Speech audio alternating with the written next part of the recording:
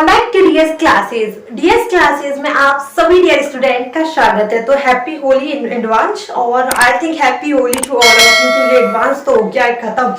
आज हम लोग बात कर रहे हैं आपके एफ की।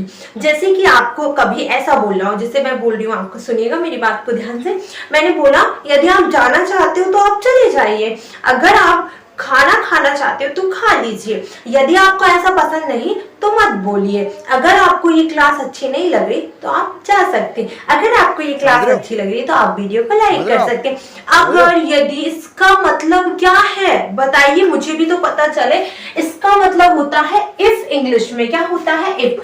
मैंने बोला कि यदि मुझे ऐसा पसंद है या यदि आपको ऐसा पसंद है तो आप वैसा ही करिए, अगर आप ऐसा करना चाहते हैं तो वैसा ही करिए। ये अगर, यदि, इन शब्द की इंग्लिश होती है बेटा इफ। क्या यूज होता है हम इसके लिए, क्या इंग्लिश में क्या यूज करते हैं? इफ का। ठीक है, इफ की जगह पे हम वेदर का यूज भी कर लेते हैं, लेकिन थोड़ा सा डिफरेंस होता है। आज मैं सिर्फ आपको इफ के बारे में बताऊंगी। जैसे आपको कभी बोलना रहता है कि आपको जाना है तो आप जा सकते हैं, अगर आपको, तो ये अगर और ये यदि, ये दोनों ही आपको इफ की तरफ लेकर जाता है। कैसे लेकर जाता है? क्योंकि यदि और अगर का मतलब दोनों यही होते हैं कि बोलना चाह रहे हैं कि इफ। तो इंग्लिश में इनको ऐसे बोलते हैं, ध्यान से सुनिए। जैसे मैंने बोला यदि आप जाना, पहले जाना का बोलते हैं फिर जानना का बोलेंगे। यदि आप जाना चाहते हो, यदि आप जाना चाहते हो तो आप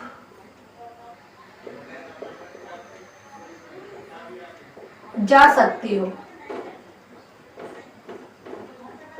मैंने बोला यदि आप जाना चाहते हो तो आप जा सकते हो। तो मैं यहाँ पर, आप देखिए इफ का यूज करते कहाँ है आना चाहिए ना। देखिए एज अ कंजक्शन ही इफ यूज होता है, एज अ कंजक्शन ही आपका इफ यूज होता है। डिफरेंस क्या होता है? डिफरेंस इतना सा होता है कि क्या होता है, फर्स्ट में हम इफ लगाते हैं तो हमें लगता है कि पहले ही शुरुआत हो रही है, लेकिन ऐसा कुछ नहीं होता है। स्टार्टिंग भले ही आपकी इफ से हो, लेकिन हम दो सेंटेंस को जोड़ते हैं। कैसे? देखिए यदि क्या बोला कि यदि आप जानना चाहते हैं तो आप जा सकते हैं, तो मैंने दो सेंटेंस को कहीं ना कहीं आपस में जोड़ा है कि नहीं? एक सेंटेंस आपका यहां से लेकर यहां तक हो जाता है, एक सेंटेंस आपका यहां से लेकर यहां तक होता है, और एक सेंटेंस होता है आपका यहां से लेकर यहां तक। हम बोल रहे हैं कि यदि आप जाना चाहते हैं तो आप जा सकते हैं, तो दो सेंटेंस हुए ना। चलिए मैं इनको बनाना बताती हूँ कि अगर आप ऐसा बोलना चाहते हैं तो कैसे बोलेंगे। आप बोलेंगे इफ यू, आप जाना चाहते हैं तो आप बोलेंगे if you want to go. ठीक है, तो इस्तेमाल क्या किया, इस्तेमाल क्या किया बच्चा? हमने इस्तेमाल ये किया कि इफ हमने फर्स्ट में इस्तेमाल कर दिया आपका, क्योंकि इफ हमेशा फर्स्ट में ही इस्तेमाल होता है। If you want to go you can go. मैंने बोला कि अगर आप जाना चाहते हैं तो आप जा सकते हैं, तो इफ का इस्तेमाल कहाँ हुआ? यहाँ पर हुआ। अब ये मैंने ये सेंटेंस को सिंपली बनाया कि चाहते हो मतलब वांट होता है, सो यहाँ पर आप लिखा था तो मैंने यूज किया you plus want to go. यहाँ पर आपका लिखा था आप जा सकते हो, आप जा सकते हो को सिंपली बना लीजिए कि यू कैन गो। सिंपल है। चलो सेकेंड देखिए, सेकेंड मैंने जैसे बोला कि यदि आपको खाना हो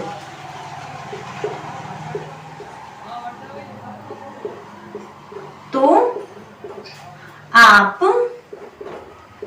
खा सकते हो।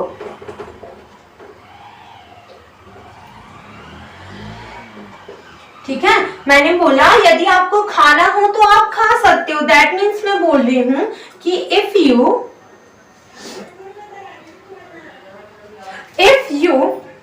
खाना हो, अब आपको खाना हो, यहाँ पर आपकी स्वेच्छा ही पूछी जा रही है, तो आप यहाँ पर भी ये बोल सकते हैं कि if you want to eat,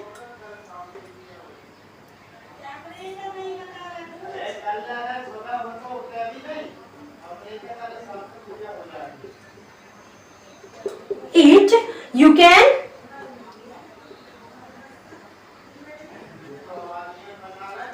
eat। यहाँ पर क्या बोला कि यदि आपको खाना हो तो आप खा सकते हो, if you want to eat you can eat, है ना सिंपल। और आप बहुत ऐसे एग्जाम्पल जो बहुत ज्यादा यूज करते हैं वो देखते हैं। ये तो मैंने आपको ऐसे बताया है कि आपको पता चल रहा है इफ का इस्तेमाल होता है फर्स्ट में, कहाँ होता है, फर्स्ट में। अब जैसे कि आपने देखा होगा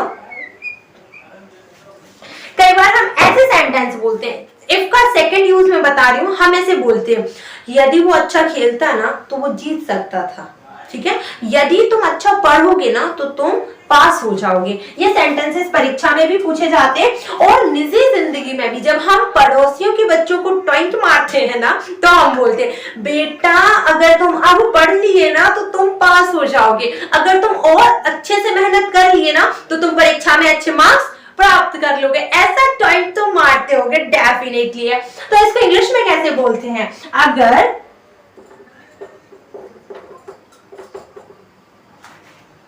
या आप इसकी जगह पे यदि भी इस्तेमाल कर सकते हैं, ठीक है।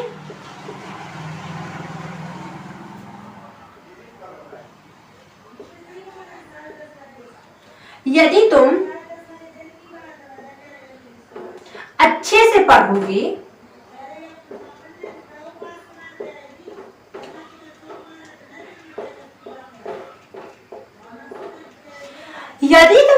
पढ़ोगे तो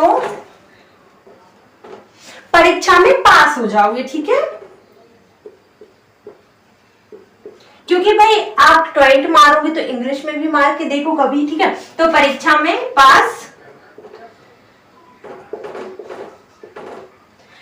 हो जाओगे।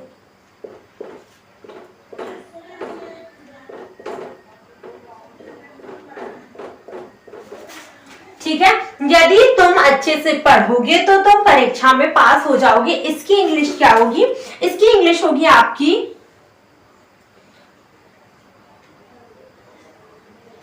इफ यू विल, क्योंकि यहां पर लिखा है पढ़ोगे।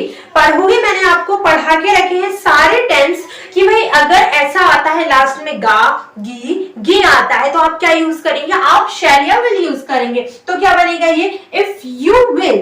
अब यहां पर मैं क्या बोलूंगी, अब बोला मैंने पढ़ने का, तो पढ़ने को इंग्लिश में क्या बोलते हैं, पढ़ने को इंग्लिश में बोलते हैं इफ यू विल स्टडी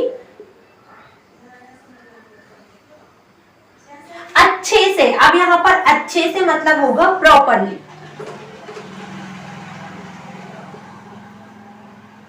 देखिए मैंने क्या बोला, if you will study properly you will